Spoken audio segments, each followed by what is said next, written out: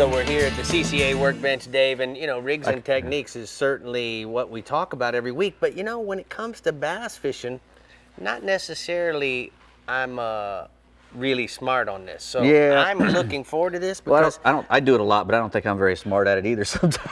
well, I mean, obviously I know what's what, but what I don't get is there's so many different ways to rig things. Like you got Carolina rig, you got shaky head, you got trick worm. So I hope that'll tell you that'll tell you one thing right there. What? Is that bass aren't very picky. If you can rig different things all different ways and still catch fish, because I don't think in Florida we are so blessed with having the best bass fishing probably in the world. Bass fishing started here really hard a long time ago, and it's just boomed and boomed. And we had a little water quality problems for a little while, but now we're just back and just crushing it. And this thing's creaturing on you, but it's really good that we have them here. And what's so great about bass is they're really aggressive. And like they were saying before, you can catch bass on live baits easily. Mm-hmm. If you can get shiners and little shad or something like that, and you get to almost any body of water in Florida, freshwater body of water, it's going to have a bass in it, and they will eat any kind of fish you throw in there. And what's good about that is we don't have to take care of bait and catch bait. A lot of guys love it and they prefer it. You'll probably catch bigger bass if you're using a big golden shiner, which is the piece de resistance of bait. We want to have that one. If you can get a wild golden shiner, he's the one that the bass wants to eat. And if he's like 6 or 7 inches long, he's a big bass is going to eat it. All right. So now listen, we got to get into some questions, and certainly what I want to know is let's talk about the rigging and the differences in creature bait. Tell me what the difference is in a shaky head versus a Carolina rig. This here is a shaky head jig, and it's rigged on a wacky worm. This is a wacky rig, and a wacky rig is when you wacky with a shaky head. Yeah, when you have a tube worm, or even just a regular worm is how it started, with just a regular worm. They'll hook it in the middle, and you can do it with this shaky head jig, which is a jig head. Or you could do it like this. They even have, see that little O-ring on there? Yeah. They have a little tool that you can use to put that O-ring on there, and then you just put the hook through the O-ring. Or, I think I got another way to do it in here, do I? No. I don't know, Dave. Well, you can just put it right through it. You can just put it. Yeah. You can put the hook right through the middle of the worm. Okay. And that's how you do it. But this is normally how you rig a worm. And if I was fishing, if I told a kid, I said, you want to catch a bass? That's the thing right there to use. You don't have to be a genius to use it.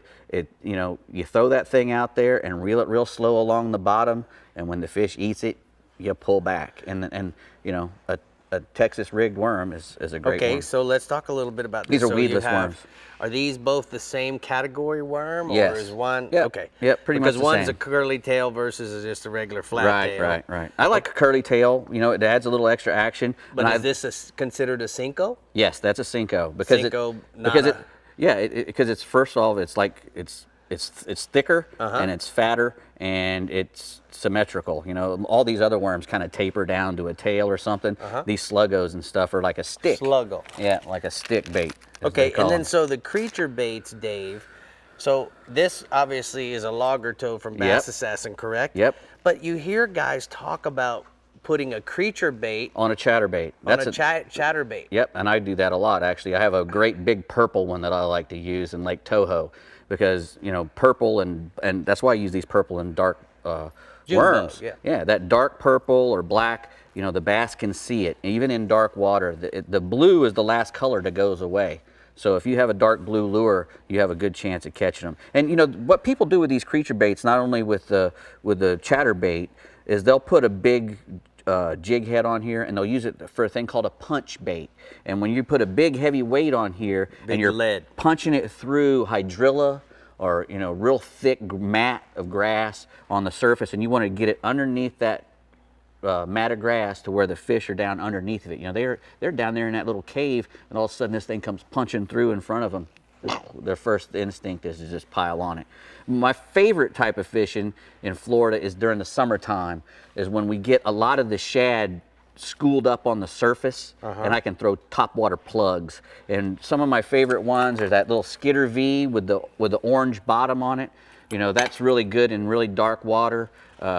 it really kicks really good. And I also like the chug bug. Obviously, he's Right. he's probably my favorite one, because when the bass get lazy, you know, they might not follow that lure that's walking the dog, you know. And that chug bug, you chug it and just let it sit. And it's so important to be patient when you're using that chug bug, because I take a lot of people fishing and I give them a chug bug because I want them to see that bite, and they just work it too fast. You know, they're all excited and they want to make that thing move. That's good. It's That's good. way better to give it a pop and let it sit for a little while. Good advice, because saltwater let it guys, sit. if you stop a lure when you're saltwater fishing, the fish stop, Right. you know, pursuing it. Right. But a bass, a lot of times when you throw it out, chug it, or pop it one time and let it sit in there, he comes up below it, and it's because it Yeah. didn't move. That's right. They're a lot lazier. You know, they're a lot lazier, and they're that ambush predator. They want things to come to him. They want that water moving and bringing stuff to him, and he can just reach out and get it. So that's what we want to try to do, is put it right in front of his face. So there you got it, chug bug. There you have Where it. are we going next? CJ, just be confident in yourself. Look at everything you knew. Ah, isn't it Proud of you, something? buddy. Proud of you.